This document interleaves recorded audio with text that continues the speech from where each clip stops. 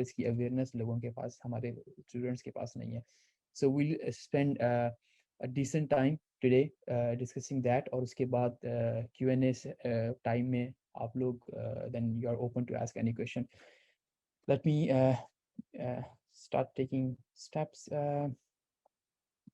Okay, so who am I? मेरा नाम मुस्तफ़ा कासिम है. इस वक्त मैं सिडनी में होता हूँ. एंटिटी लिमिटेड के नाम से कंपनी है, उनके साथ साइबर सिक्योरिटी के डिसिप्लिन में काम करता हूँ. इंडस्ट्री में मैं तकरीबन, मुझे अब शायद 16 साल हो गए हैं. 2005 से मैं इंडस्ट्री में इन हुआ था, और उसके बाद साइबर सिक्योरिटी में प्रॉपरली मैंने एंट्री 2013 में की, और उसके बाद से अभी तक मैं प्राइमरीली साइबर सिक्योरिटी में काम कर रहा हूँ. जो मेरे काम की नौइयत है वो it's more like playing Sherlock Holmes throughout the day. How it's like playing Sherlock Holmes, वो आगे चल के अगली स्लाइड्स में you will get a better idea. All right. So I think you guys have option to raise hands. So I would just ask कि आप में से कौन है जो जिसने हैकर का वर्ड सुना हुआ है? आई होप सो कि मेजॉरिटी लोगों ने. या I can see a lot of people raising your hands. Alright, thanks a lot. लेकिन आई एम श्योर कि आप सबके जहन में जो हैकर का इमेज होगा वो कुछ ऐसा होगा, राइट? अनोनिमस सा, क्रिमिनल सा, और ख़तरनाक किस्म का या बुरा किस्म का. और उसी वजह से हमारे यूनिवर्सिटीज़ में हम जब ये बात करते हैं हैकिंग की, तो मोस्टली हमारे जो फैकल्टी है वो उसको डिस्करेज करती है. आप कहें कि आपने हैकिंग पे कोर्स करना है या आप ऐसा कुछ वर्ड यूज़ करें, तो people don't like it usually. उसकी वजह यही है कि इस वर्ड को मीडिया ने स्पेशली बहुत ज़्यादा एक नेगेटिव वे में उसको प्रमोट किया है. और हैकर बेसिकली एक सिनोनिम बन चुका है क्रिमिनल का, कि अगर आप चोरी करते हो, ठीक है, वैसे तो हम आम लाइफ में कोई चोरी करे तो बुरा समझते हैं, लेकिन डिजिटल लाइफ में अगर आप किसी के अकाउंट के पैसे चोरी करते हो, जैसे हमें स्कैम कॉल्स आती रहती हैं, तो वो हम समझते हैं कि शायद वो हैकिंग का काम है, किसी की फेसबुक की आईडी हैक कर लेना या इंस्टाग्राम हैक कर लेना. और मोस्टली जैसे अगर ख़ानदान में किसी को पता हो कि ये बच्चा आईटी में है, तो डिफ़ॉल्ट सवाल जो आता है, यार बेटा मेरे कंप्यूटर की जो है वो लैपटॉप की विंडो इंस्टॉल कर दोगे? इसी तरह से अगर किसी को पता चले कि आप साइबर सिक्योरिटी में हो, तो नॉर्मली लेमैन से पहला सवाल यही आता है कि यार फिर आईडी आईडी उठा लेते हो, आईडी हैक कर लेते हो. तो this is one of the biggest जो है वो myth that we can bust in today's session. अच्छा, अब ये जो इतना बड़ा मिथ है, जो इतना बड़ा राई का पहाड़ क्रिएट किया है, वो ऑफ कोर्स आपकी मीडिया ने क्रिएट किया. अब कौन सा मीडिया है, वो मैं आपको जो है वो अभी नेक्स्ट स्लाइड में दिखाता हूँ कि it's a video that's I am gonna play. You won't hear the sound, लेकिन there is something I want you to notice, right? ये एक हैकिंग का सीन है, अपनी तरफ से दिखा रहे हैं मीडिया में. और but I want to notice you something, जहाँ पे मैं पॉज भी करूँगा.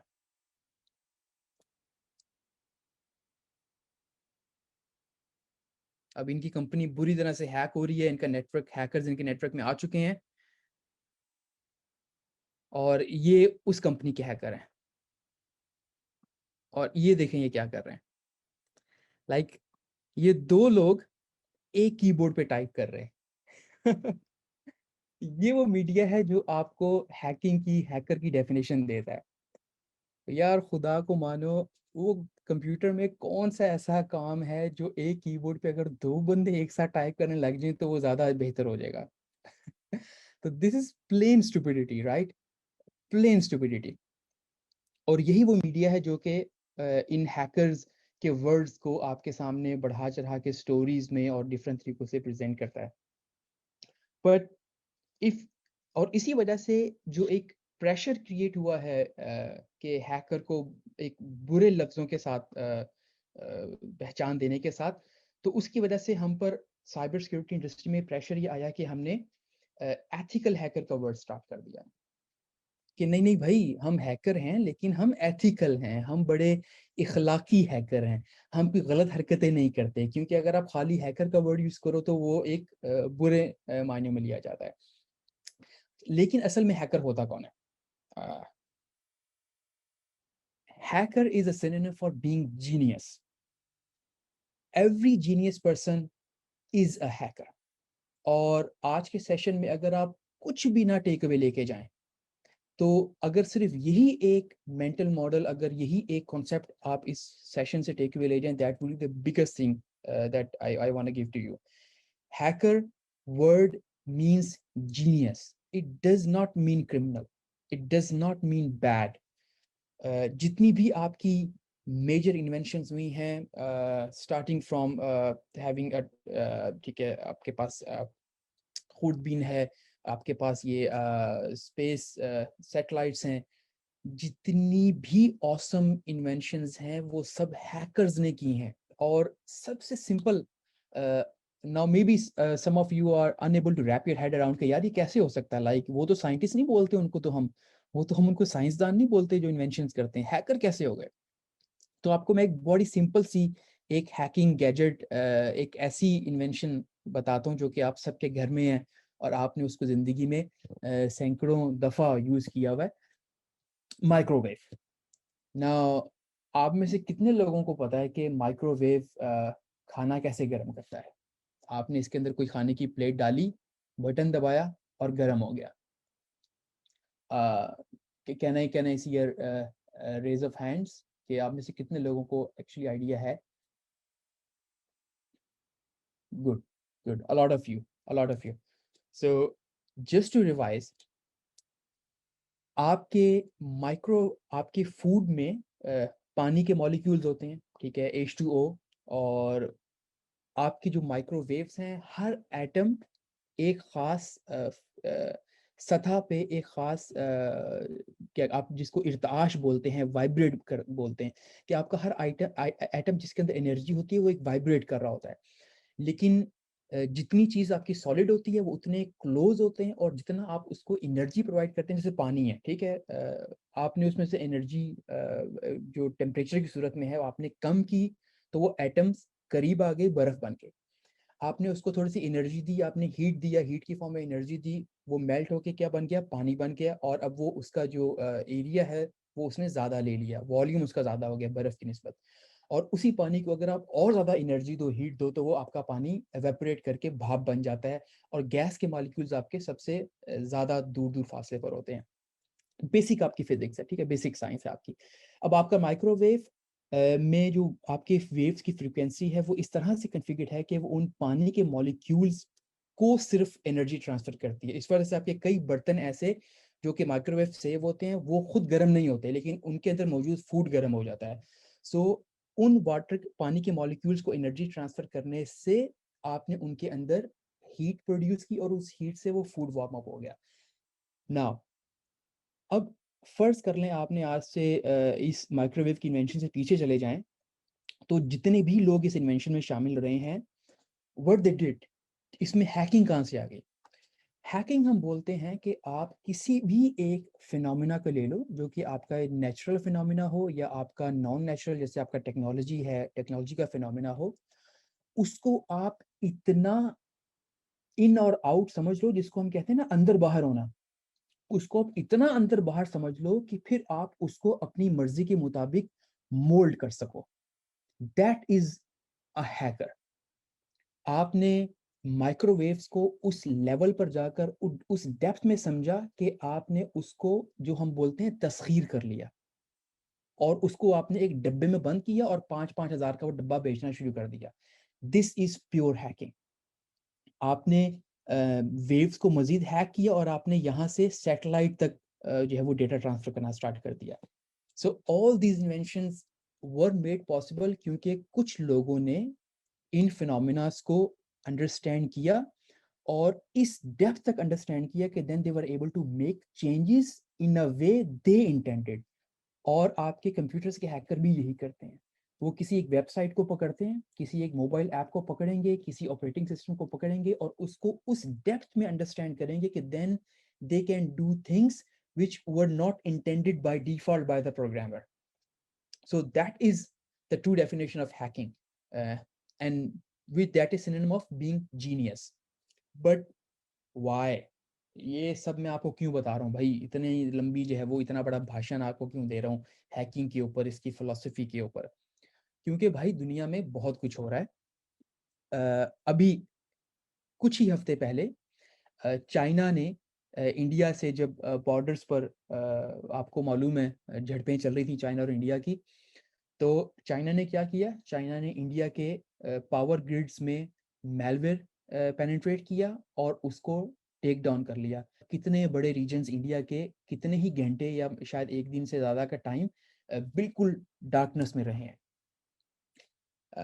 This is a cyber attack, this is a cyber war, जो कि अभी कुछ हफ्तों पहले की न्यूज़ है। मोर आपके चाइनीज़ हैकर्स ने इंडिया के ट्रांसपोर्ट सेक्टर को भी हैक किया। मोर यूएस में भी रिसेंटली कुछ हफ्ते पहले जो वाटर ट्रीटमेंट प्लांट है आपका, वो पानी का प्लांट जो कि पूरे शहर को पानी सप्लाई करता है, उसको क्योंकि उन प्लांट्स में पानी को साफ करने के लिए कुछ क्लोरीन और दूसरे केमिकल्स डाले जाते हैं और वो सब आपका कंप्यूटर्स के ज़रिए कंट्रोल किया जाता है।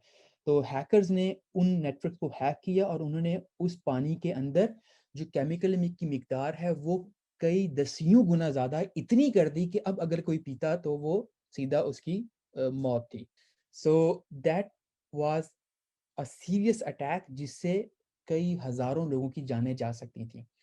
ये इस लेवल पर गेम्स चल रही हैं दुनिया में और ये मैं आपको अभी रिसेंटली कुछ पिछले हफ्तों के सिर्फ वाकया सुना रहा हूँ, वरना ऐसे वाकयात सैकड़ों में हैं। मज़ीद सुनें, ये कुछ सालों पहले की रिपोर्ट है। आपके जो एनएसए के हैकर्स हैं, नेशनल सिक्योरिटी एजेंसी, जो कि यूएसए की एक बहुत बड़ी हैकर्स की टीम है, उन्होंने जो आपके ये विकीलीक्स में डेटा लीक हुआ था, उससे हमें मालूम हुआ कि हमारे जितने भी टेलीकॉम्स हैं, मोबलिंक हो गया, वारिद हो गया और लेट्स इट्स बेटर कि हम उनके नाम ना लें क्योंकि it's gonna be a confrontation. लेकिन वी न्यू कि यूएसए के हैकर्स ने, गवर्नमेंट हैकर्स ने, जो कि यूएस गवर्नमेंट के लिए काम करते हैं, हमारी सारी टेलीकॉम एजेंसीज को हैक किया हुआ था और हमारा सारा नेशनल डेटा उनकी एक्सेस में था।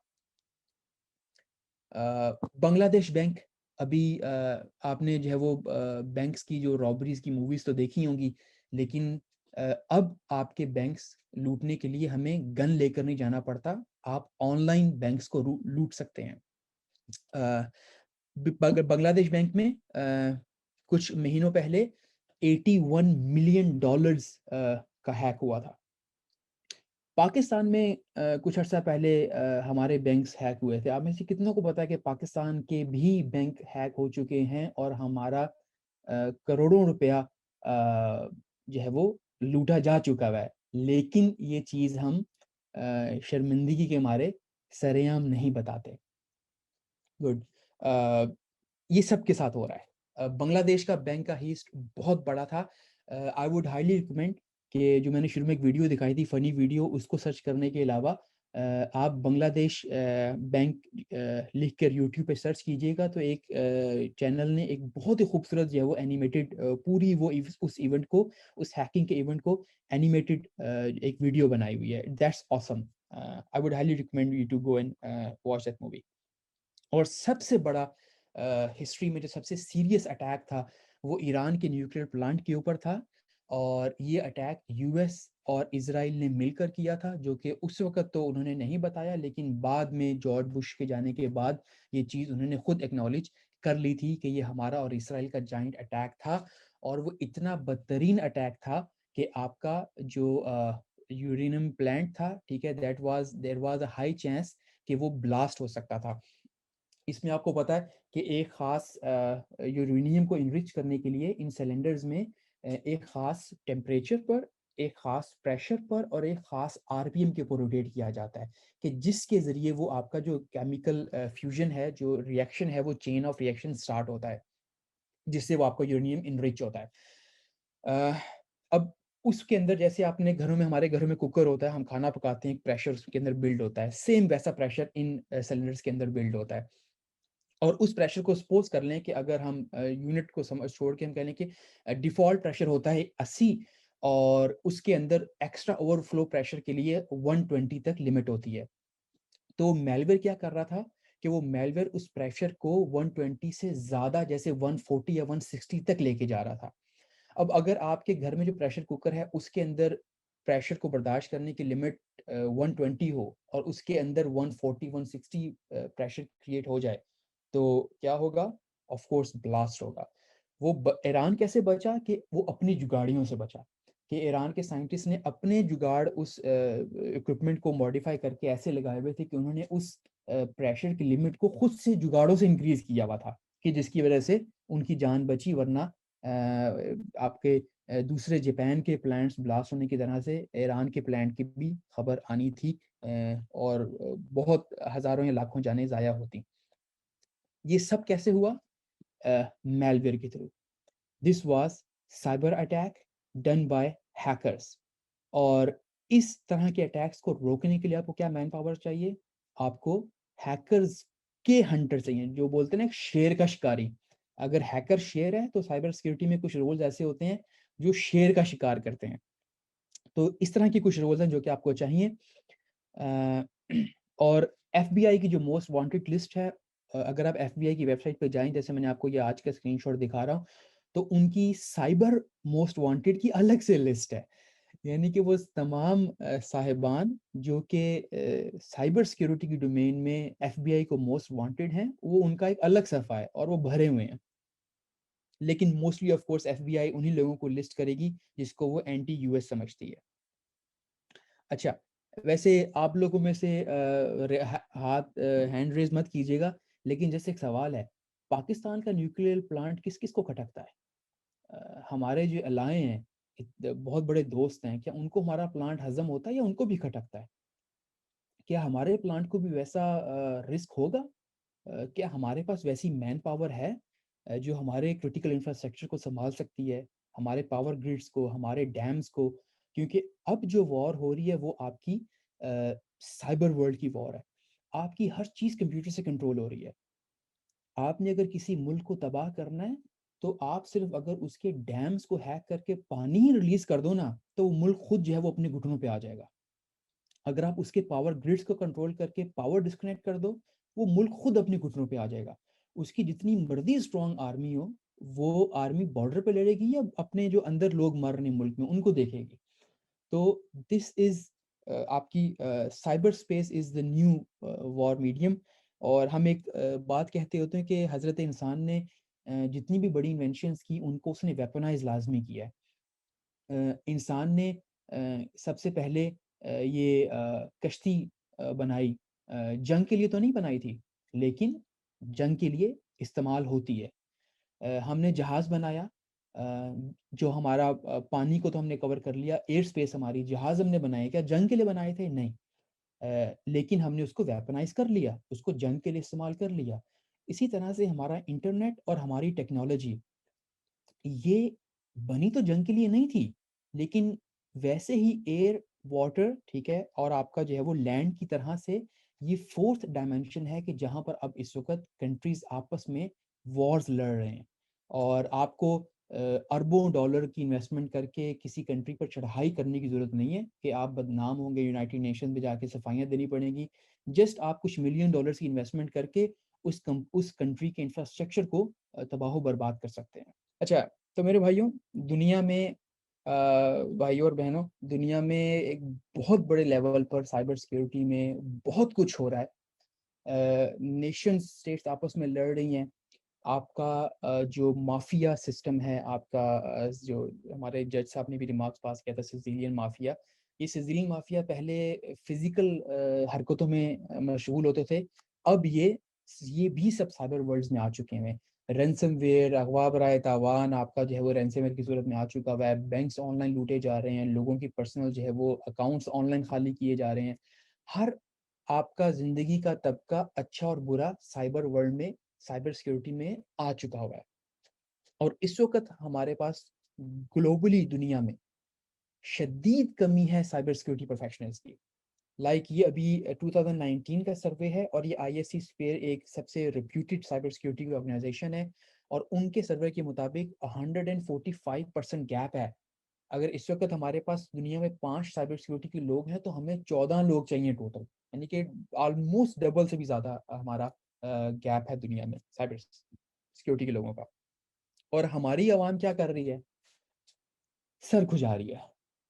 हमारे बच्चे, यूनिवर्सिटी के बच्चों का ये हाल है, और ये हमारे लिए सबसे बड़ा पेन पॉइंट है, जिसको हम बी साइड्स के प्लेटफॉर्म से सॉल्व करना चाहते हैं कि यार हमारे बच्चों को आइडिया ही नहीं है कि साइबर सिक्योरिटी एक कितनी ऑसम डोमेन है, उसमें कितनी ज़्यादा अपॉर्चुनिटीज़ हैं, आप उसमें क्या कुछ कर सकते हैं, और दुनिया में कंपनीज में कितनी ज़्यादा शॉर्टेज है इस स्किल की।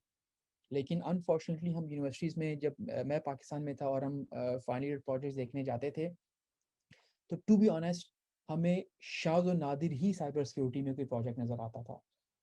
आपको भी पता है आपके दोस्त ज़्यादा टाइम कहाँ पर लगा रहे हैं, एंड्रॉयड की गेम, हर तीसरा बंदा एंड्रॉयड की गेम बना रहा है। कसूर उनका नहीं है, कसूर इस चीज़ का है कि हमारे यहाँ अवेयरनेस नहीं है। बच्चे को साइबर सिक्योरिटी का इतना बेहतर आइडिया नहीं है। जो लोग इंडस्ट्री में काम कर रहे हैं बाहर की कंट्रीज़ में, वो वापस आके बच्चों के साथ इंटरेक्ट नहीं करते, उनको बताते नहीं हैं। ये वो गैप है जो हम अभी बी साइड्स पाकिस्तान के प्लेटफॉर्म से फिल करना चाह रहे हैं, कि हम उन लोगों को अपनी यूथ के साथ कनेक्ट करें, ताकि हमारे यूथ को वो एक्सपोजर मिले कि यार साइबर सिक्योरिटी वाकई एक ऑसम डोमेन है, और इसमें क्या क्या अपॉर्चुनिटीज़ हैं। तो आज के इस सेशन में, नेक्स्ट हाफ में, हम एक, I am gonna give you a factory tour to the chocolate factory, कि भाई साइबर सिक्योरिटी की चॉकलेट फैक्ट्री अगर आप समझ लें, और then ultimately once you have spend some time, तो you would choose your own role, कि साइबर सिक्योरिटी में जितने रोल्स हैं उनमें आपको ज़्यादा क्या सूट करता है, और आप किस रोल में ज़्यादा जाना पसंद करेंगे, ज़्यादा हैकिंग की साइड पे जाना पसंद करेंगे, या फिर जो हैकर्स को हंट करते हैं उनको आप उस तरफ जाना चाहेंगे।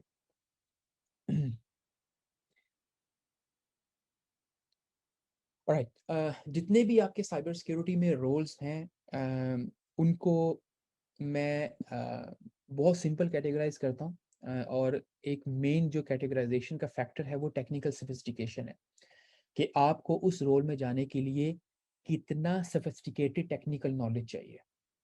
कुछ रोल्स आपको साइबर सिक्योरिटी में ऐसे मिलेंगे कि जिसमें आपको टेक्निकल सोफिस्टिकेशन बिल्कुल ना होने के बराबर चाहिए। तो अगर आप ऐसे हैं कि जिसका दिमाग बिजनेस साइड पर ज़्यादा लगता है, या आइडिया जनरेशन पर, या आपके पीपल स्किल ज़्यादा स्ट्रांग है, तो देयर आर एम्पल अपॉर्चुनिटीज़ जिनको आप ऑप्ट कर सकते हैं। या अगर आप नर्डी किस्म के हैं, आपका जो है वो कंप्यूटर्स में जो है वो बड़ा डीप इंटरेस्ट है, आपको कंप्यूटर स्क्रीन के सामने जो है वो 12-12 15-15 घंटे बैठना भी जो है वो नहीं थकाता, तो you have also an awesome array of जो है वो highly sophisticated technical roles in cyber security. तो सबसे पहले जो आपका सबसे एक तरह से लो सोफिस्टिकेटेड रोल है, वो आपका कंप्लायंस का रोल है। उसमें आपके पास डिफरेंट इंडस्ट्री स्टैंडर्ड्स हैं। ISO 27001 है, आपका हिपा है। हिपा आपका हेल्थ इंडस्ट्रीज़ के लिए होता है, हॉस्पिटल्स के लिए, मेडिकल रिसर्च सेंटर्स के लिए। PCI आपका फाइनेंशियल इंस्टीट्यूट्स के लिए है। पाकिस्तान में जितने भी बैंक्स हैं ये PCI सर्टिफाइड लेते हैं, होते हैं, सर्टिफिकेशन इनको चाहिए होती है। इस तरह से आपकी सॉक 2 भी एक जनरल कंप्लायंस स्टैंडर्ड है। कंप्लायंस आपका एक बहुत ही बेसिक फंडामेंटल फंडामेंटल लेवल का एक ऑपरेशन होता है, कि जिसमें आप एक हाइजीन चेक करते हो किसी कंपनी की, राइट।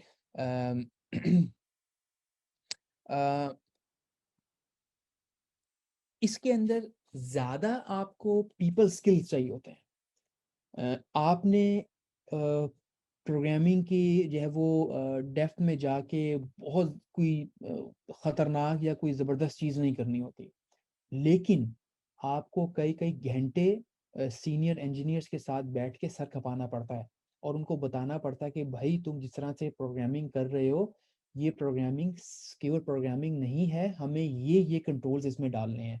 या भाई तुम जिस तरह से ये नेटवर्क चला रहे हो, ये तुम जिस तरह से ये मोबाइल ऐप डेवलपमेंट कर रहे हो और जिस तरह से ये सिस्टम चला रहे हो, दिस इज़ नॉट जो है वो कंप्लाइंट टू द स्टैंडर्ड्स।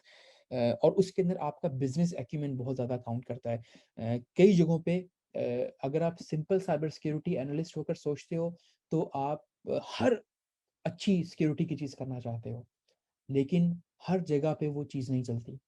कई आपके बिज़नेसेस हैं कि जिनको सिक्योर करना नुकसान देता है और सिक्योर ना करना फ़ायदा देता है। बहरहाल ये एक अलग दुनिया है बिज़नेस की, जिसके डिटेल में अभी तो मैं नहीं जा सकता, लेकिन इंशाल्लाह आगे किसी सेशन में हम बात करेंगे। But this is an entire different world जिसके लिए डिफरेंट स्किल्स चाहिए, लेकिन ये भी साइबर सिक्योरिटी का एक डिसिप्लिन है और इसका टेक्निकल सोफिस्टिकेशन लेवल लो है। और इसको थोड़ा-सा हम बुरा बाज़ लोग इस वजह से भी समझते हैं कि कंपनीज़ जो कंप्लायंस करती हैं वो सिर्फ़ हम जिसको पंजाबी में बोलते हैं ना मगरों लाना या सर से उतारना, वो सर से उतारने के लिए करती हैं। बहुत सारी कंपनीज़ कंप्लायंस करती हैं और इस वजह से इसका प्लस पॉइंट क्या है कि इसकी नौकरियाँ बहुत ज़्यादा हैं। आपकी अगर दुनिया में 100 कंपनीज़ हैं, तो 100 कंपनीज़ में से जो है वो अक्सर को कंप्लायंस लाज़मी चाहिए होता है। आपने कंप्लायंस देखा होगा, जैसे आपकी कुर्सियाँ बनती हैं, टोयो की कुर्सियाँ बनती हैं पाकिस्तान में, तो उसके अंदर भी आईएसओ का एक स्टैंडर्ड होता है 9000 शायद। आपका हाशमी सुरमा बनता है, उसके अंदर भी स्टैंडर्ड होता है। आपके अपना कीबोर्ड उठाकर आप उल्टी साइड पे देखें तो आपको 2-4 स्टैम्प्स नज़र आती हैं। अपने माउस के पीछे देखें तो आपको स्टैम्प्स नज़र आएँगी। आप अगर कोई भी चीज़, किसी भी चीज़ की फैक्ट्री लगा के प्रोड्यूस कर रहे हो, आपको एक स्टैंडर्ड फ़ॉलो करना पड़ता है और उसी को हम कंप्लायंस बोलते हैं और इस तरह से आपका साइबर सिक्योरिटी का भी कंप्लायंस है। कंपनीज़ ये इस वजह से करती हैं क्योंकि उनको फिर बिज़नेस नहीं मिलता। तो just to gain customers trust वो जो है वो अपने सर से उतारने के लिए कंप्लायंस करती हैं। इस वजह से आपकी इसकी नौकरियाँ भी बहुत ज़्यादा होती हैं और इसकी सोफिस्टिकेशन लेवल कम है। बहरहाल let's move next to the awesome part. तो हियर इट कम्स। आपके साइबर सिक्योरिटी में जो सबसे ऑसम रोल्स हैं, उनको हम 2 लीग्स में डिवाइड कर सकते हैं। एक लीग है आपकी रेड, जिसको आप कह लो हैकर्स या ऑफेंडर्स, कि जिनका काम है चीज़ों को हैक करना, मोबाइल ऐप एप्लीकेशंस को हैक करना, वेबसाइट्स को हैक करना, नेटवर्क्स को हैक करना, उनका डेटा चोरी करना, उनका सोर्स कोड चोरी करना, हैवॉक क्रिएट करना, उनकी सिक्योरिटी के कंट्रोल्स को टेस्ट करना कि कहाँ पर वीक पॉइंट है उनका। ये सारा आपका उसके लिए टूल्स लिखना, उन ऑपरेशंस को परफॉर्म करना, एवरीथिंग हम उसको एक लीग का नाम देते हैं रेड। रेड टीम हम अक्सर एक वर्ड यूज़ करते हैं। एक आप उसको अम्ब्रेला टर्म के तौर पे ले लें, लिटरल उसकी डेफिनिशन के बजाय। और एक दूसरी लीग है जिसको हम ब्लू बोलते हैं। ब्लू का काम है इस रेड को हंट करना। यानी कि ये रेड टीम जो हमारे नेटवर्क्स में पेनिट्रेट कर रही है, जो हमारे नेटवर्क्स को हैक कर रही है, इन हैकर्स को हैक करना या इन हैकर्स को पकड़ना वो ब्लू टीम की रिस्पॉन्सिबिलिटी होती है।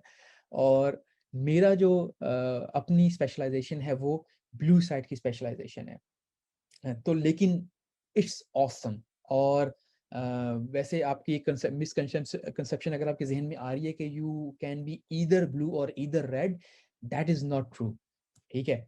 आप अगर आपको रेड का नहीं पता, तो आप ब्लू भी कुछ ख़ास नहीं कर सकते।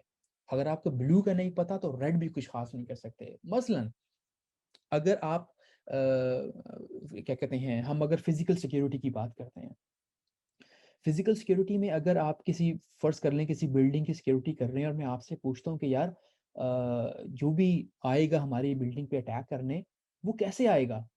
और अगर आपको कोई आइडिया नहीं है कि ये अटैक कैसे होता है, तो how are you gonna protect that building?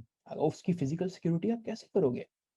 तो अगर आप किसी नेटवर्क को प्रोटेक्ट करने बैठे हो और मैं आपसे पूछूँ कि भई आपने कभी हैकिंग होती देखी है? आप you are in a blue team right, you are suppose to catch the hackers. तो आपको पता ही है हैकिंग कैसे होती है। अगर आपको नहीं पता, अगर आपने खुद से आज तक हैकिंग नहीं की, तो भाई फिर आप पकड़ोगे क्या? ठीक है, जिस चीज़ का आपको पता ही नहीं है तो उसको कैच कैसे करोगे? और अगर आप रेड साइड पर हो और आपने किसी भी इन्वायरमेंट में हैक करना है और मैं आपसे पूछूँ कि एक इन्वायरमेंट में क्या डिटेक्शंस होती हैं और आपको बिल्कुल भी नहीं पता, आप कैसे फिर उस एनवायरनमेंट में मूव करोगे?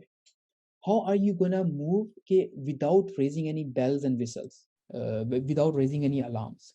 सो it's gonna be really difficult for you और आप अपने शुरू के ही 10 मिनट्स में दसियों अलार्म्स रेज़ कर दोगे। So let's start with some job roles. जैसे हमने शुरू में एक जॉब रोल देखा, एथिकल हैकर हमने एक वर्ड देखा। तो ये एक बहुत सबसे मशहूर आप कह लें कि साइबर सिक्योरिटी में जो जो जॉब रोल है, वो आपका एथिकल हैकर का है, जिसको हम पेनिट्रेशन टेस्टर भी बोलते हैं।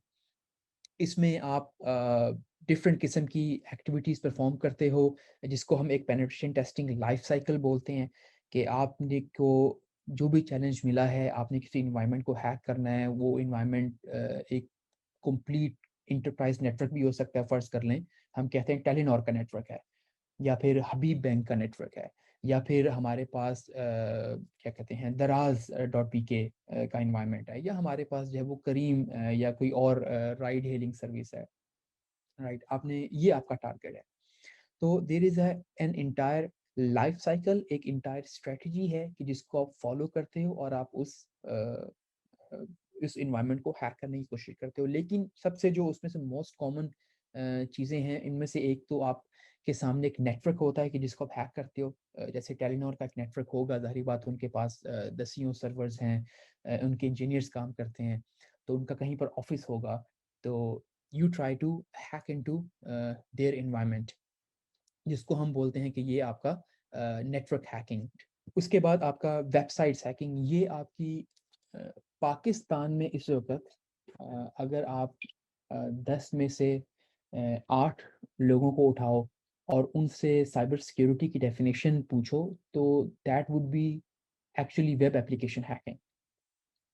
और अनफॉर्चुनेटली ये एक बैरियर है कि हमारे बच्चे जब साइबर सिक्योरिटी में आते हैं तो उनको वेब एप्लीकेशन सिक्योरिटी को ही साइबर सिक्योरिटी समझते हैं, और वो एक इतना बड़ा इकोसिस्टम साइबर सिक्योरिटी का उसको टोटल इग्नोर कर देते हैं। उनको जो है वो ओएस टॉप 10 के थोड़े से वेबसाइट को इंजेक्शन अटैक करना आ गए, क्रॉस स्क्रिप्टिंग आ गई और आपके रिमोट अटैक्स आ गए, रिमोट कोड एग्जीक्यूशन, तो वो समझते हैं कि उन्होंने साइबर सिक्योरिटी कंप्लीट कर ली। लेकिन बहरहाल एक बहुत बड़ा सरफेस है आपका, अटैक सरफेस है, कि आप किसी भी वेबसाइट को हैक करो। अगर वो वेबसाइट उसके पीछे कस्टमर्स का डेटा है, यूज़र्स का डेटा है, तो उस डेटे को निकालो, चोरी करो, वहाँ से डंप करो, या आप उसमें कुछ मॉडिफ़िकेशंस कर सको।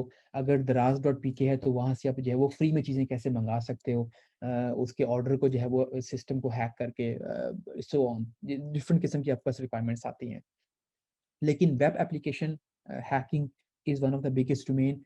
उसके बाद आपकी मोबाइल एप्लीकेशंस आजकल जो है वो they are the second biggest surface. Mobile applications को रिवर्स करना, उनको हैक करना, that is also one of the biggest आपका पेनिट्रेशन टेस्टिंग का एक बहुत बड़ा गिग है। अच्छा, पेनिट्रेशन टेस्टिंग में बाज़ लोग तो किसी कंपनी के साथ काम करते हैं या फिर किसी एक प्रॉपर पेनिट्रेशन टेस्टिंग के लाइफ साइकिल में एंगेज होते हैं। जैसे उनको एक प्रोजेक्ट मिलता है, चाहे उनको डायरेक्ट मिले या किसी कंपनी के थ्रू मिले, जिसके लिए वो काम कर रहे हैं कि यार आपने दराज़ को हैक करना है। दराज़ ने खुद उस कंपनी को कॉन्ट्रैक्ट दिया और Daraz is paying them to hack Daraz, so दराज़ कैन बेटर जो है वो सिक्योर द कस्टमर डेटा। लेकिन इसके अंदर बग हंटर्स भी एक डिसिप्लिन है काम का, जिसमें mostly you are acting as a lone wolf, और बहुत सारे आपके प्लेटफॉर्म्स हैं। ऑफ कोर्स आप लोग आईटी में हो तो आप लोग जो फ्रीलांसिंग प्लेटफॉर्म्स हैं, जैसे आपका अपवर्क है या फाइवर है, उनको तो आप जानते हो।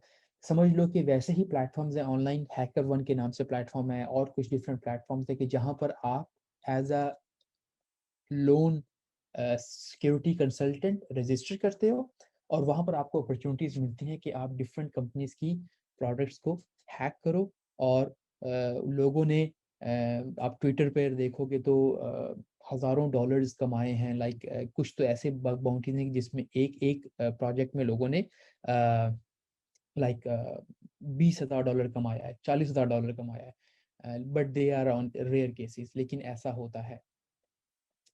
अच्छा, उसके बाद आपका एक हाइली सोफिस्टिकेटेड जो रेड टीम साइट पे एक डिसिप्लिन है वो आपका एक्सप्लॉइट राइटिंग का है, कि जहाँ पर आप किसी एक वल्नरेबिलिटी को, किसी ऑपरेटिंग सिस्टम की वल्नरेबिलिटी को, चाहे वो आपका एंड्रॉयड ऑपरेटिंग सिस्टम है, मोबाइल ओएस है, आईओएस है, या फिर आपका कंप्यूटर का प्रॉपर एक आपका विंडोज़ 10 है, या आपका सर्वर ऑपरेटिंग सिस्टम है विंडोज़ का, या लिनक्स ऑपरेटिंग सिस्टम है, या किसी आप नेटवर्क प्रोटोकॉल के अंदर, या फिर किसी और किसी और सिस्टम सर्विसेज के अंदर, you again you have to understand that system in such a depth कि आप उसके अंदर से फिर वीकनेसेस को ढूंढ सको, और जब आप किसी वीकनेस को ढूंढते हो तो फिर आप उस वीकनेस को फिर एक्सप्लॉइट करने के लिए जो कोड लिखते हो, that is itself a huge discipline.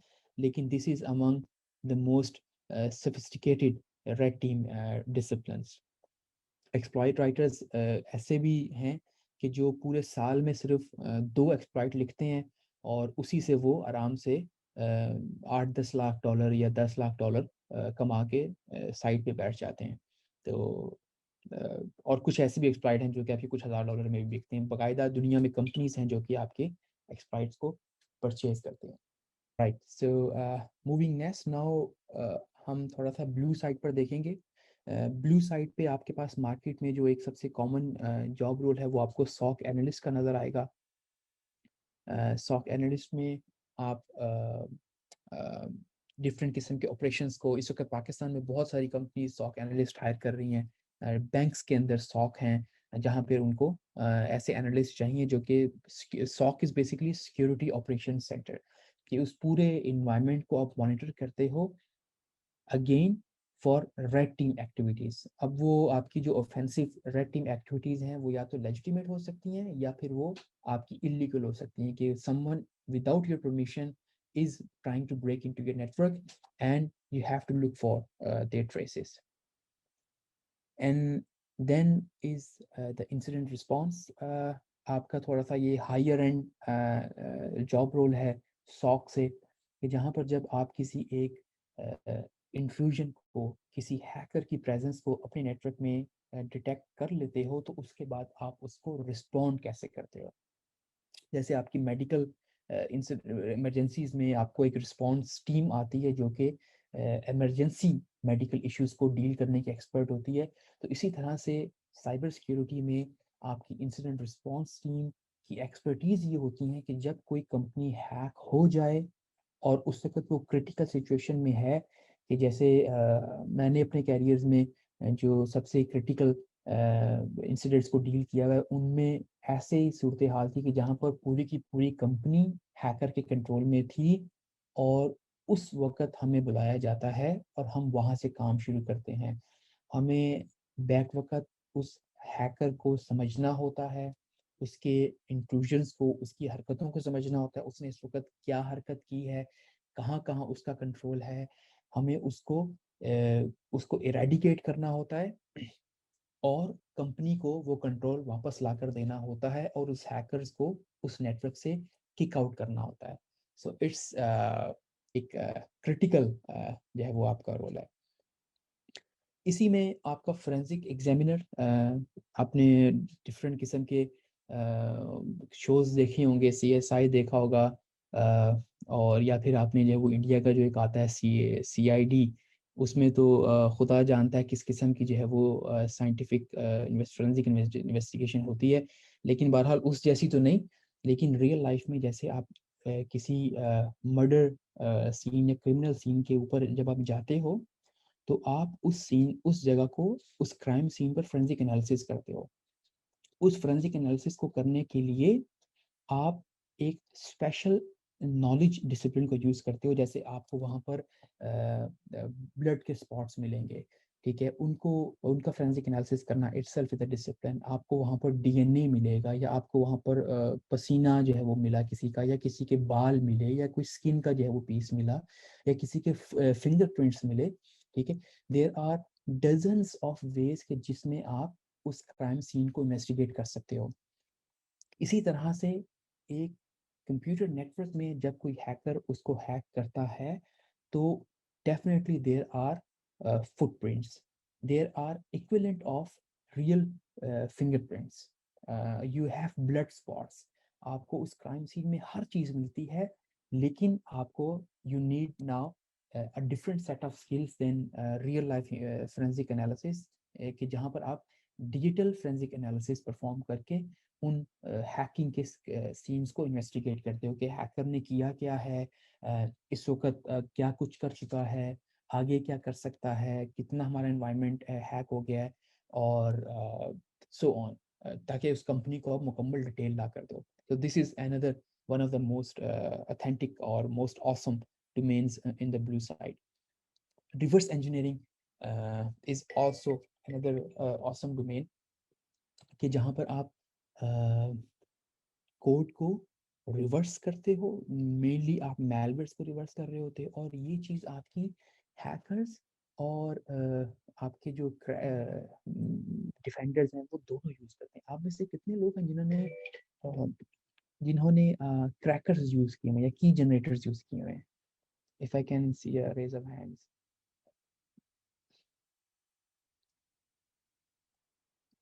अच्छा, cool. अच्छा, अब आप में से कितने लोग हैं कि जिनको ये आइडिया है कि ये आपके जो की जनरेटर्स हैं, ये की जेन्स हैं, ये बनाए कैसे जाते हैं? सो उसके अंदर भी आपके पास reverse engineering is one of the main skill, कि आपने एक एप्लीकेशन ली, फर्ज कर लें उस एप्लीकेशन के अंदर सीरियल नंबर है, राइट? आपको एक सीरियल नंबर चाहिए कि आप उस एप्लीकेशन को रजिस्टर कर सकें. अब आपने अगर उसको इलीगली क्रैक करना है, तो आप उस एप्लीकेशन को इसी तरह से किसी डीबगर में या आप जो है वो डिसअसेंबलर के अंदर लोड करते हो, और उसके अंदर जो आपका वो कोड का पार्ट, अगर मसलन आपने कोई प्रोग्राम लिखा है और उस प्रोग्राम में आप जब कोई सीरियल नंबर देते हो, तो जाहिर बात है उसके अंदर एक कोड है, कोई एक इफ़ एंड एल्स कंडीशंस की एक स्टेटमेंट की एक ग्रुप है, आपके पास कोई लिस्ट है, कि जहाँ पर आप उस इनपुट को मैच करते हो कि वाकई आया वैलिड सीरियल नंबर है या नहीं. आप उस एप्लीकेशन को रिवर्स करके उस कोड तक पहुंचते हो, और फिर आप उस सीक्वेंस को समझते हो कि ये किस सीक्वेंस का कोड जा रहा है. और जब आप उस सीक्वेंस को समझ जाते हो, तो आप फिर उसी प्रोसीजर को खुद से लिखकर उसका की जनरेटर बना लेते हो.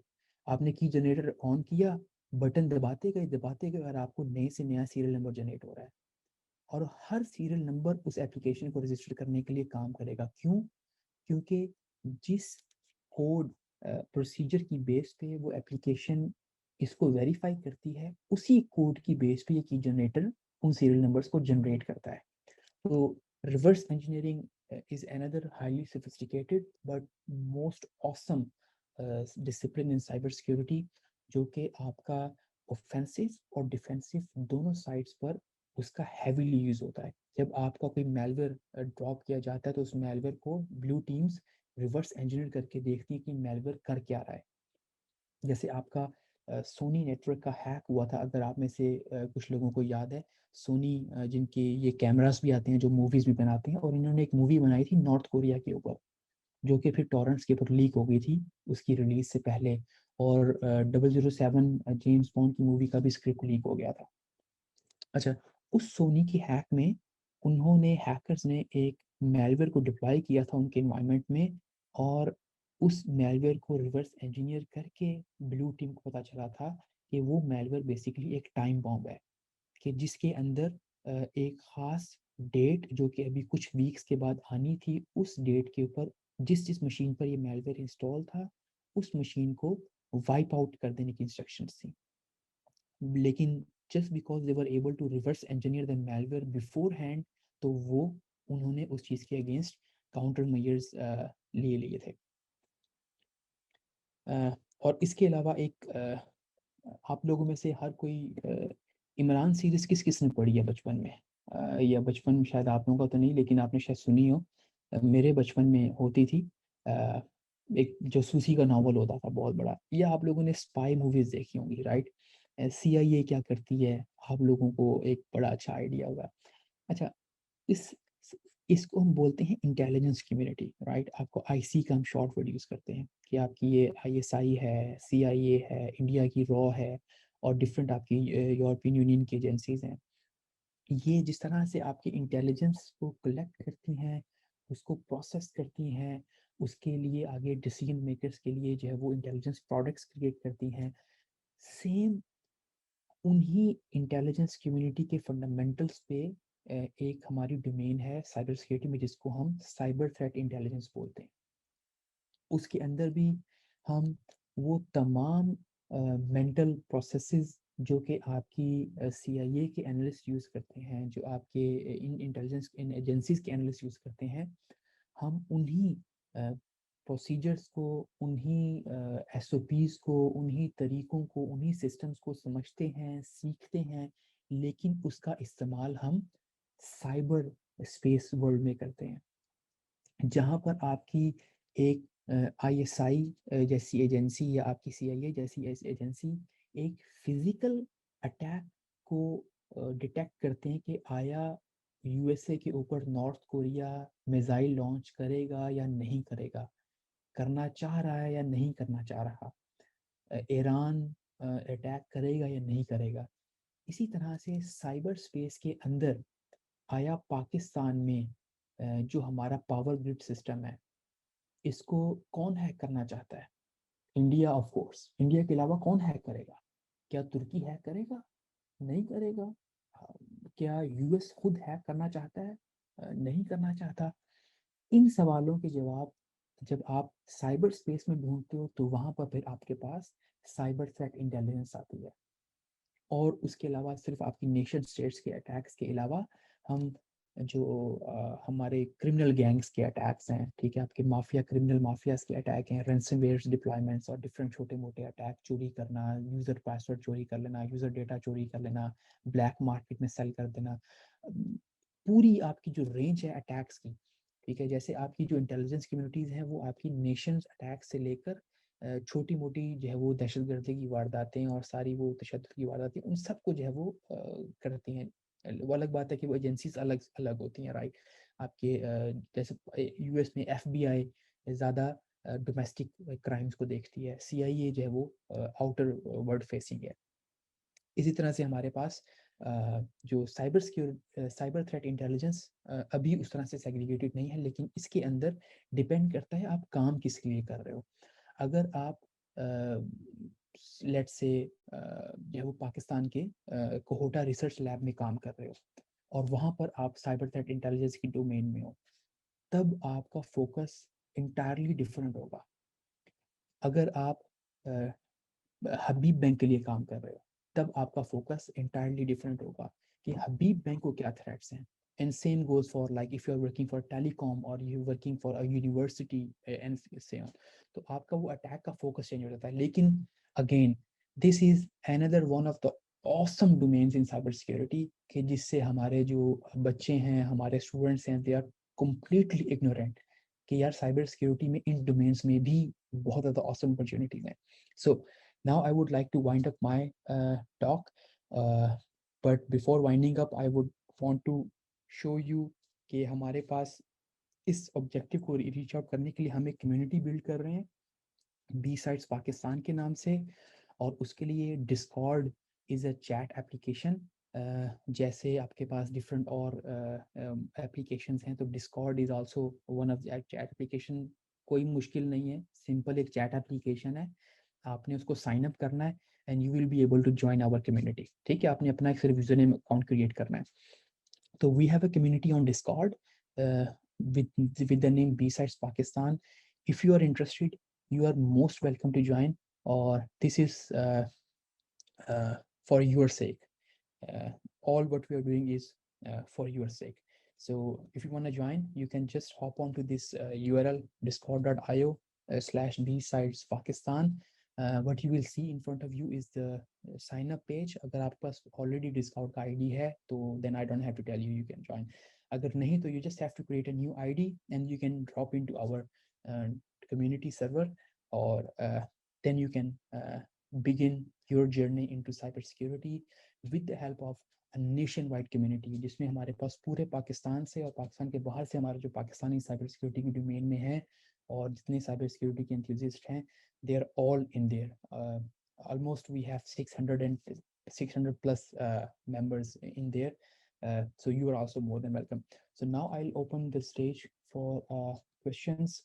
Uh, Anyone who wants to ask question, they can raise their hand and I will unmute them. और उमर अगर आप रिकमेंड करते हो तो हम we can unmute everyone और वहाँ से नहीं, I think it's better कि अगर हम one by one कर लें. Or you people can also write questions in the chat. मैं convey कर दूँगा मुस्तफा भाई को.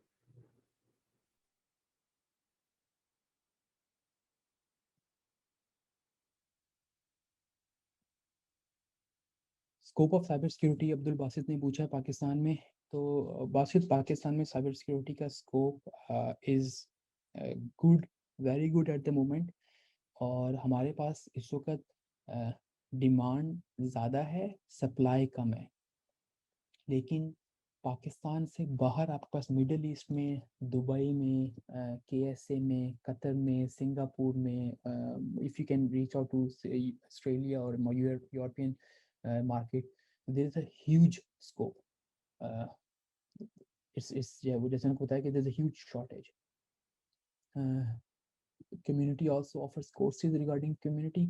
उमेर, हमारे पास कोर्सेज इस वक्त तो नहीं है, लेकिन हम आपको गाइड कर सकते हैं कि आप कौन से कोर्सेज जिनको आप एक्सेस कर सकते हो और उनको आप पढ़ सकते हो डिपेंडिंग ऑन योर रिक्वायरमेंट कि इस वक्त आपका कैलिबर क्या है, आपको कितना मालूम है साइबर सिक्योरिटी का, किस तरफ आपका शौक है।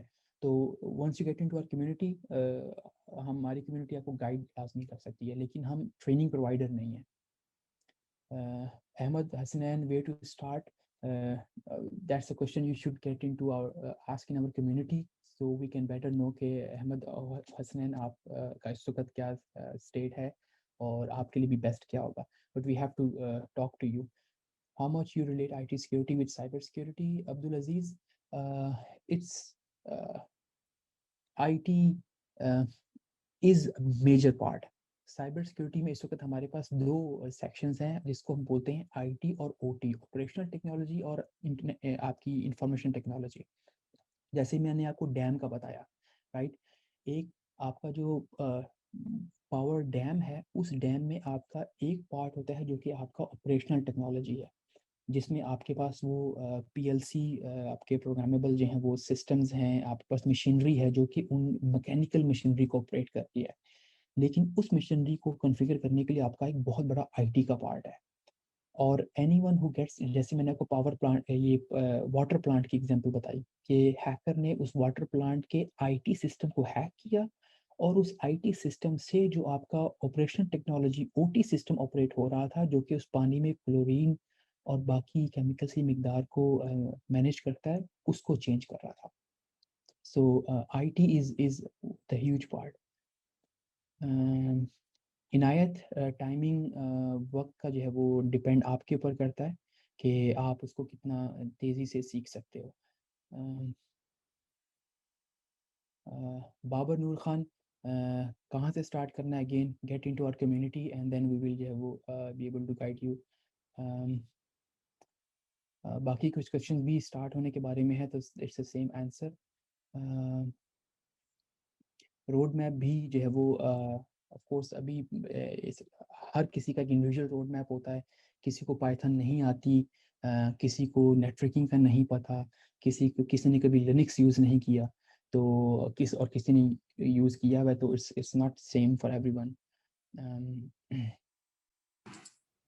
अच्छा, I would request all of you कि अगर जिन जिन के ये क्वेश्चन है ना कि हाउ टू स्टार्ट या रोड मैप, तो वो जो है वो डायरेक्टली कम्युनिटी में आ जाए।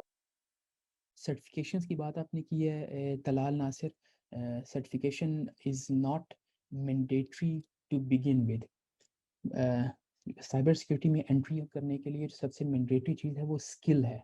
आपके पास नॉलेज होना चाहिए, आपके पास स्किल होना चाहिए, और आपका जो सोशल मीडिया अपीयरेंस है, आपका लिंक्डइन है, आपका ट्विटर है, उस पर नज़र आना चाहिए कि आपको कुछ आता है। आप ब्लॉग लिखते हो, नहीं लिखते, नज़र आना चाहिए। तो पाकिस्तान में एटलीस्ट स्टार्ट करने के लिए you have to show skills. Certification अगर अगर आपके पास कोई भी नहीं है तो it's not a big hurdle जो कि आपको रोक सकती है। तो सर्टिफिकेशन की बजाय स्किल के ऊपर अभी आप फोकस करो। इब्राहिम मेहरान, यूईटी से आपका वो भी सवाल है, तो I would say let's skip certification, let's focus on कि आपको स्किल कौन से चाहिए, and for that I would highly recommend to get into the Discord ताकि we can roll the discussion. Mohammad Saif YouTube channel का नाम बी साइड्स पाकिस्तान है, लेकिन उस वक्त उस पर कुछ वीडियोस नहीं है।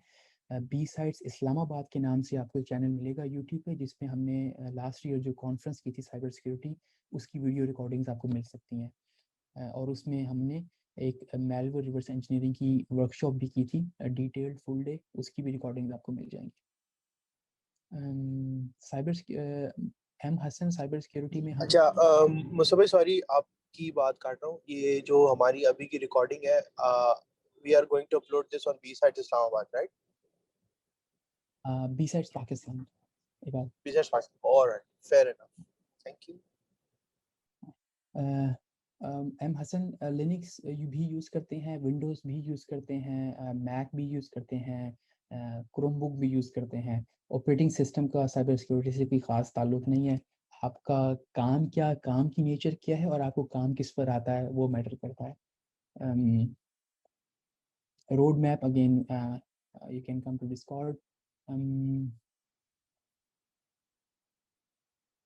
Okay, yes. तो आप में से जितने भी स्टूडेंट्स इस वक्त यहाँ पर हैं, we would highly encourage you कि आप लोग अपनी यूनिवर्सिटीज़ में एक सीन क्रिएट करने की कोशिश करो। सीन क्रिएट करने का मतलब ये नहीं है कोई मसला प्रॉब्लम क्रिएट करो, एक साइबर सिक्योरिटी सीन क्रिएट करो। एक सोसाइटी अगर आपकी यूनिवर्सिटी में ऑलरेडी है तो ट्राई टू जो है वो make it active. B sides Pakistan के साथ कोलैबोरेट करो, we can help you organise different events. और अभी हम एक हैकिंग कंपटीशंस की तरफ हम सोच रहे हैं कि यूनिवर्सिटीज़ में ऑर्गेनाइज करें, but we need support from you students कि आप लोग अपनी यूनिवर्सिटीज़ में साइबर सिक्योरिटी सोसाइटीज़ को एक्टिव करो। अगर आप में से इस वक्त कोई यहाँ पर है कि जिसकी यूनिवर्सिटी में साइबर सिक्योरिटी सोसाइटी नहीं है और वो खुद से लीड करना चाहता है, तो मोर देन वेलकम, आप हमारे डिस्कॉर्ड में आओ and talk to us, and we'll help you in every way possible to start a cybersecurity society in your university. But definitely being a student, that should be one of your goal, to get involved into a cybersecurity society. अगर वो already exist करती है, अगर नहीं करती तो then take the lead and try to create one. Alright, so जितने भी आपके मेरे पास text में questions थे, we can learn, gain knowledge, because in our universities the only thing matters is GPA. Mohammad Suleman, yes, unfortunately कुछ harsh realities हैं हमारी universities की, better to get इस बजाय कि हम उसमें जाएं, yes, हम अपनी cyber security road map को देख सकते हैं। और for you again, आपके लिए क्या रोड मैप होगा, आपको किस में शौक है, क्या पढ़ना चाहिए, दर्जनों सैकड़ों रिसोर्सेज हैं, right. So it's impossible for me कि मैं अभी आपको एक पूरी लिस्ट आपके सामने रखूं। तो get into the Discord, connect with जितने हमारे दूसरे पाकिस्तानी साइबर सिक्योरिटी के एंथुसियास्ट हैं, उनसे आप कनेक्ट करो, and then you will get the answers. If there are more questions, I will be here for a few more minutes. अच्छा मुस्तफा भाई, एक क्वेश्चन है मेरा। मैं पर्सनली मैं चाह रहा था कि क्वेश्चन हो सकता है आप एड्रेस कर लें, मेरे जहन में भी क्वेश्चन है। क्वेश्चन मेरा ये था कि जैसे आजकल लोग थोड़ा सा इंटरेस्ट ब्लॉकचेन, एआई की तरफ और आर्टिफिशियल सॉरी क्या कहते हैं उसको, ऑगमेंटेड रियलिटी, और इन सारी चीज़ों की तरफ काफ़ी ज़्यादा फोकस स्टूडेंट्स का जा रहा होता है, बिकॉज दे थिंक के this is going to be the next big market, data mining और डेटा, आप कह सकते हैं। तो how can a student who is interested in AI और data would like to get into cyber security? बहुत ही मेरे ख्याल से बड़ा वो वेग किस्म का एक स्टेटमेंट पास कर रहा हूँ, बट स्टिल एक क्वेश्चन आ रहा था तो मैंने कहा मैं पूछ लेता। अच्छा, उसमें एक बात ऐसा है कि I am not subject matter expert on either of और एनी ऑफ द डोमेन्स जो कि आपने लिस्ट किए हैं, तो I don't consider myself to have an expert opinion on that. लेकिन एक बड़ी ऑसम जो है वो इवेंट था जो आपने भी देखा था। हमारे साइबर सिक्योरिटी में कुछ कंपनीज हैं जो कि बहुत बूस्ट करती हैं कि हम जो है वो आर्टिफिशियल इंटेलिजेंस और मशीन लर्निंग और ये बला और वो मैजिक जो है वो उसके थ्रू हम अटैक्स को डिटेक्ट करते हैं, मैलवेयर्स को डिटेक्ट करते हैं। तो उसी में एक रिसर्चर ने कि जिसका आपका मशीन लर्निंग के ऊपर और एआई के ऊपर भी एक सॉलिड ग्रिप थी और साइबर सिक्योरिटी के ऊपर भी ग्रिप थी, उसने उनके उस ऐप को रिवर्स इंजीनियर करके देखना शुरू किया और वो पीछे जो एमएल के सिस्टम्स यूज़ कर रहे थे उसके कुछ डिबगिंग इंटरफेसेस थे जो कि उन्होंने हाइड नहीं किए थे, और उस सिस्टम के थ्रू वो उनके जो एमएल के मॉडल्स हैं उन मॉडल्स की एफिकेसी टेस्ट कर पा रहा था। तो उसने क्या करना शुरू किया कि उसने जो है वो एक ढेर उठाया बाइनरीज का और घुमा घुमा के उस टूल को टेस्ट करना शुरू किया कि वो टूल इस बाइनरी के अगेंस्ट क्या रेटिंग देता है। तो उसको मालूम हुआ कि एक बहुत ही पुरानी 1990s के ज़माने की एक वीडियो गेम थी, कंप्यूटर की पीसी गेम। उस पीसी गेम की बाइनरी को उस मॉडल के अंदर एक खास बायस थी कि उसको काइंड ऑफ समझ लो कि वाइट लिस्ट किया हुआ था। उसने सिर्फ उस वीडियो गेम की बाइनरी का एक चंक उठाया और एक रियल मैलवेयर के अंदर सिर्फ उस चंक को ऐड कर दिया, और फिर उसने उस मैलवेयर की बाइनरी को जब उस एंटीवायरस एंटी मैलवेयर सिस्टम से awesome machine learning based malware system से जब गुजारा, तो दैट वाज प्योर क्लीन। और वो उस एंटी मैलवेयर कंपनी के लिए जो है वो इंतहाई शर्मिंदगी का मुकाम था। तो that is something you can do or pull if you have grip, जो कि आप जो भी इसका इन जो क्रॉस डिसिप्लिन एरिया है कि साइबर सिक्योरिटी और ML, so anything that is happening in this cross discipline and if you have interest in both there will be opportunities. लेकिन augmented reality I am a noob, I have I have nothing to contribute in that part। लेकिन ये एक ML वाला जो है वो एक incident, तो it was the most awesome incident recently।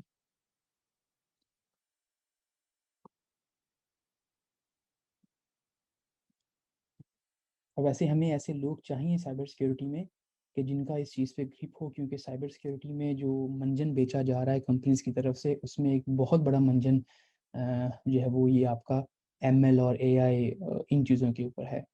तो yes we need more good people जो कि इन चीज़ों में जो आपकी जो क्रैप है और जो रियल स्टफ है उसमें फ़र्क हमें दिखा सकें उन लोगों को जिनके ऊपर ये जिनकी एमएल पे मसलन ग्रिप नहीं।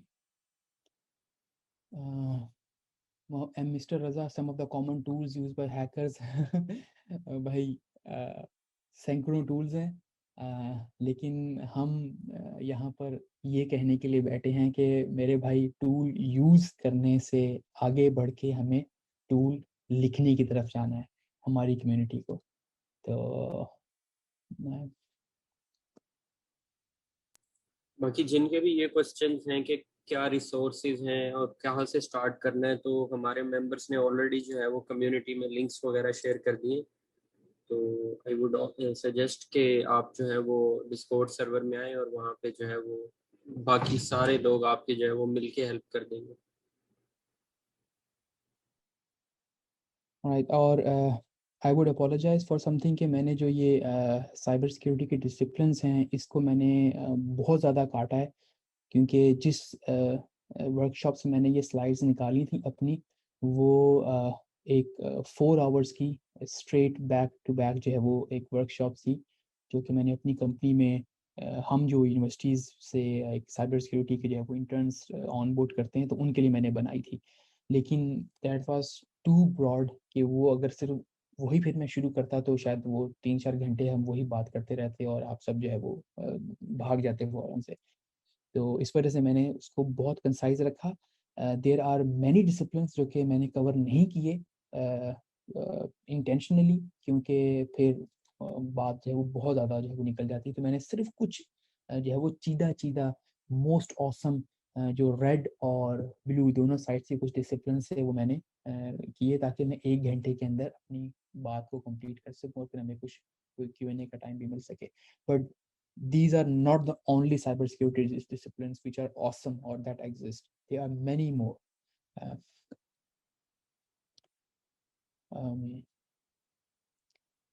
Bug bounty 007 mister James bond भाई ने पूछा है या बहन ने पूछा है बग बाउंटी के बारे में। तो I am myself not a bug bounty hunter and I don't qualify myself to give any expert opinion on that. लेकिन I have friends in my circle जो ये करते हैं. So for that I would ask you to get into the Discord. We have more awesome people there. अभी हमारे यहाँ जो इबाद भाई हैं इस वक्त कॉल में जो होस्ट कर रहे हैं, he is one of the good bug bounty hunters. लेकिन ये बताते नहीं हैं जितनी ये $1 million कमाते हैं सालाना. That is confidential on his end. लेकिन Ibad, people like Ibad are in the Discord जो कि आपको गाइड कर सकते हैं बग बाउंटी में. So get in the Discord. That's what I'm asking everyone.